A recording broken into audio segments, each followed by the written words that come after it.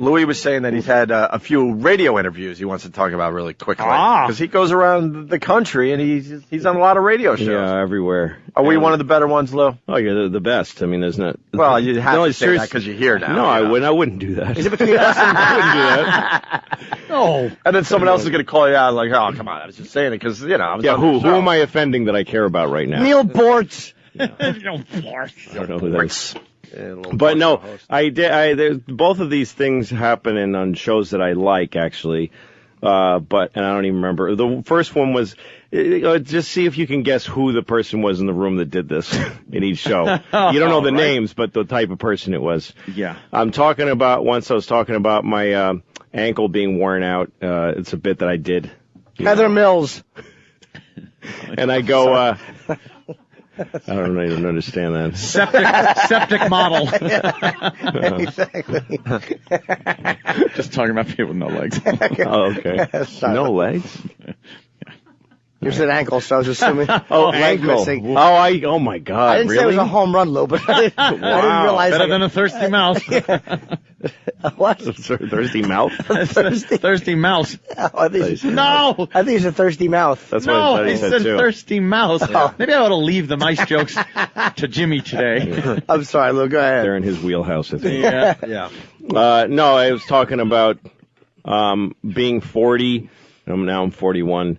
And how when you go to the doctor, they don't try to fix anything anymore. I go to the doctor because my ankle hurt for 3 months, and the doctor just says, yeah, your ankle's worn out. That's all. Wear and tear. Just take lots of leave. Yeah, that's what he said. And I'm like, well, what if I was an athlete? And he says, well, you're not an athlete, so no. So we don't have to worry keep about those options off the table. And so I'm grousing about that and getting some laughs. And so a person in that studio, this was on the radio, on the phone, goes, really?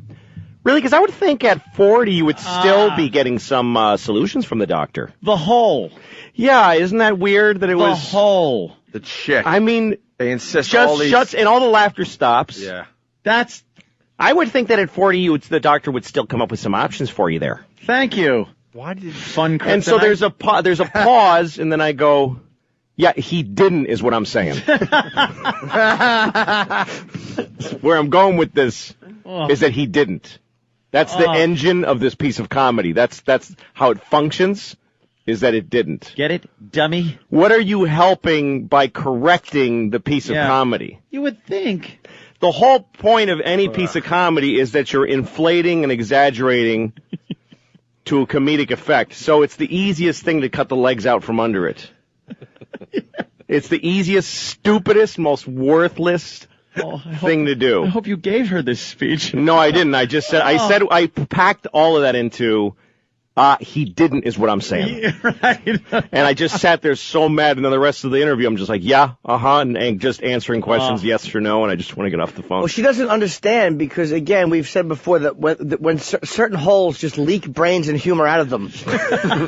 And that's why when they're on a radio show, they just get up and their seat has funny on it, but the mic has none in it. No, it's like the fun of the show is a balloon, and she literally put a vagina on the side of the balloon and let the fun out. They insist on having the women part of these morning shows. And then there was that was somewhere in Pennsylvania. I don't remember where. And then there was a show in Albany, and it's a show I really like doing. But we're talking about my kids, and I go, yeah, I've got 2 kids, and I'm divorced now, so I have my kids with me by myself all the time because we share custody. And it's hard. I have to have I had to take a dump the other day, and I had to do it. Can I say that? They're not going to. Oh yeah. I had to do it with the door open because I got 2 kids to watch. Nobody else is home, so I can't unless I'm going to gather them into the bathroom to watch Daddy take a poop. I've got to have the door open while I'm watching the kids. Right.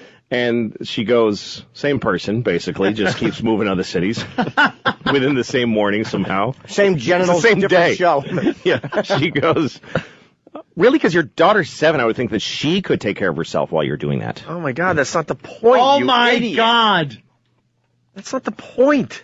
And I was like, well, yeah. And then I went the other way with that one. I'm like, okay, that's how you want to do your show? Yeah. It's like, yeah, no, I guess that's true. I guess she could have. You're right. Just just clotheslined your jokes. Why would the Jews go into the bar? If they owned it, wouldn't they have been there already going over the books and the deliveries? Yes. Yeah, a guy who goes into a bar with a duck on his head, and the bartender says, "What do you want?" or something, and it's always the duck says something. Really, because I didn't think that ducks had the power of speech. Yes. And why wouldn't the bartender comment on the duck as opposed to just speaking? Really, because usually when I go to a bar, they don't even talk to me. They just seem real busy.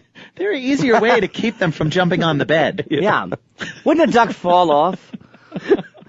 They are horrendous when it comes to radio. God. They're like Andy Rooney with breasts. But here's the thing is that I know many, many funny women, and I don't think it's a female trait. No. But no man has or will ever do that. No. In the history of my life. You kind of know what's going on, and because only a hole would be that dumb. But as a sex, I don't believe that it's a trait.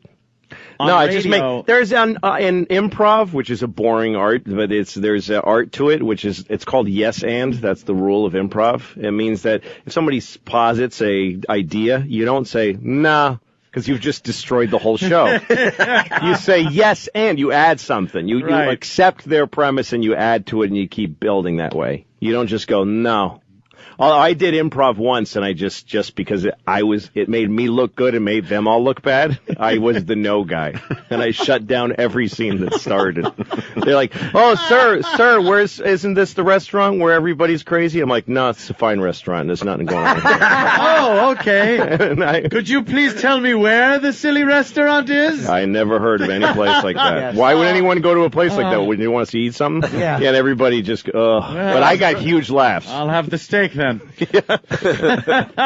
hilarious. Oh, is that really great? Good. Screw them. You think improv's it is a little bit boring, isn't it, most times? Yeah. A lot of times I've seen improv, it's very good. No. All right. Stupid holes. They just wreck. Why are they such a staple? It really is. Now, Anthony. But really, even more than that noise, it's that thing of like questioning what is the value of that? What do you think? Is this like the 60 minutes of my bits?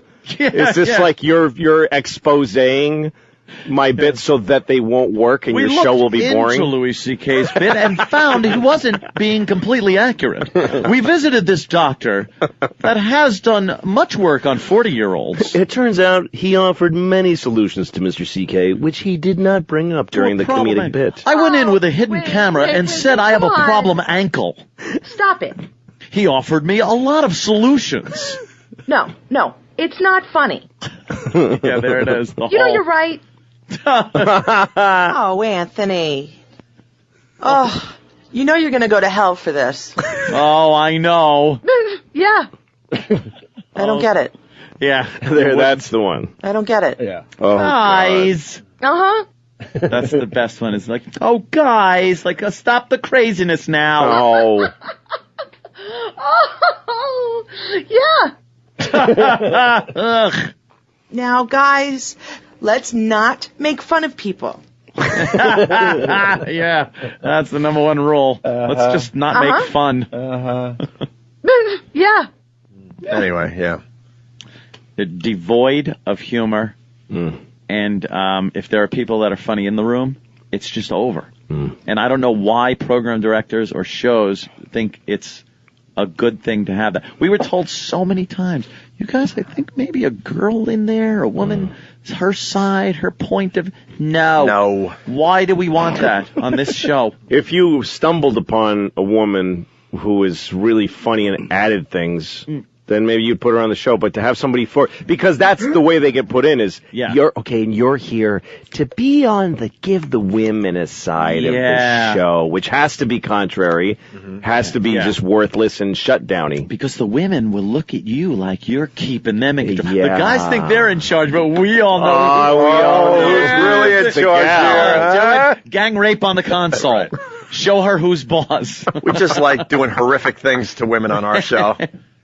Not having them as an equal to what we're trying to do every morning. We doing here. Yeah.